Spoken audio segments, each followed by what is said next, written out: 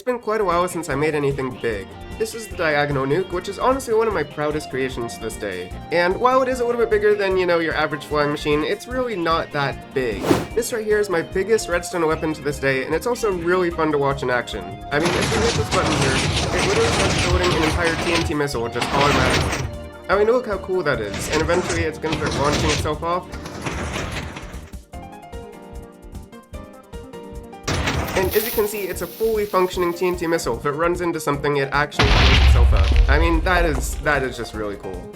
And plus, if the first missile wasn't enough, you can always just go over here and press this button and just start constructing a brand new missile. I mean, this thing, this is just so fun. I could watch this all day. Now, this thing is great and all, but I want to make it big. And when I say big, I mean big. Allow me to introduce you to the Nuke Factory. For those of you that happen to have megalophobia, I'm sorry. So you're probably wondering, Malroom, what does this massive thing actually do? Well, let's hop in the control station so I can show you. So as you can see, on the walls of the control room, there are all sorts of different redstone lamps and buttons that all do different things.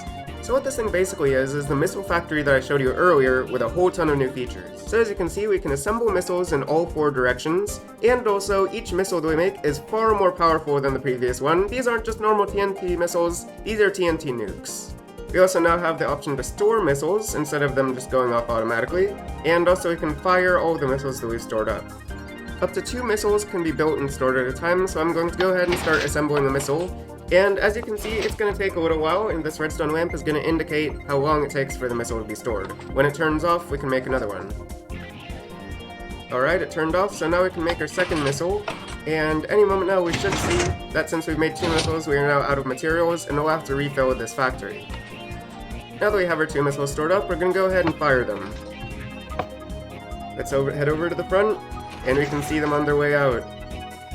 Now this one is out of materials, but we can still start building missiles in other directions. So I'm going to start assembling one in this direction, and this direction.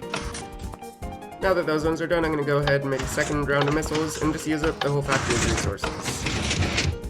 So now, as you can see, all 4 of the sides are out of materials, but we now have 6 missiles stored up, ready to be launched. Now an interesting feature of this is if you don't want a missile to be stored, you can actually just turn off the stored missiles. And then if you assemble a new missile, it's going to, eventually when it's finished assembling, it'll automatically fire. So if we head down here, we can see this missile is assembling itself, and as it turns out, it's not going to go into storage, it's just going to directly fire itself. And I probably should have made a world backup, because I think this redstone thing might get completely destroyed. Okay, it escaped. But anyways, now that you've seen it in action, let me show you the specific parts that make this thing actually work. So I've gone ahead and broken everything down so you can get a better understanding of how everything works. So this whole thing is made up of 3 circuits, the purple circuit, the green circuit, and the yellow circuit. And this is what they look like when they're all put together. So we're going to go ahead and start off with the purple circuit. So as you can see, it's basically the same as the old TNT missile factory with one very large change, in which it now dispenses TNT minecarts to be added.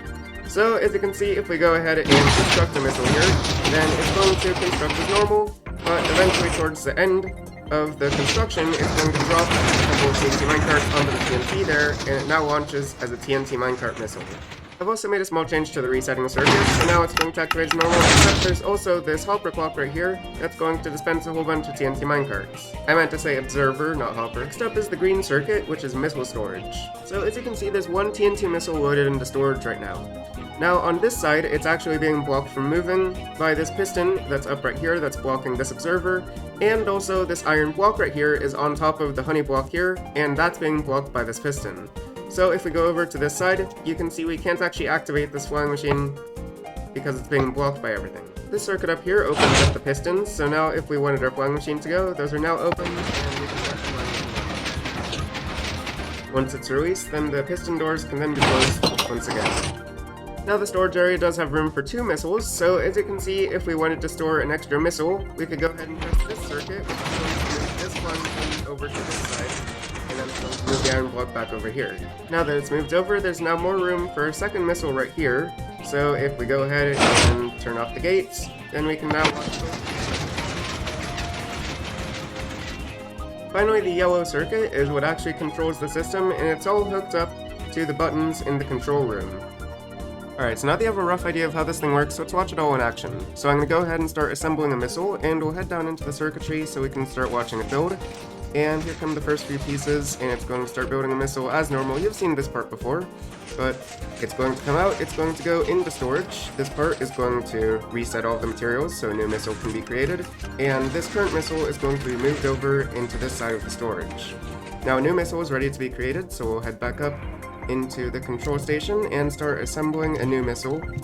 And if we head back down, you can see that the second missile is starting to assemble itself right now.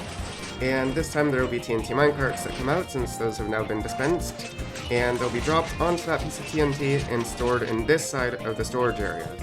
So now, we're going to head back up to the control station, and we can see we are now out of materials, so we can't make any new missiles, but we can fire the missiles that we have stored up. And as you can see, both of our missiles are being fired out, and eventually, when they come into contact with something,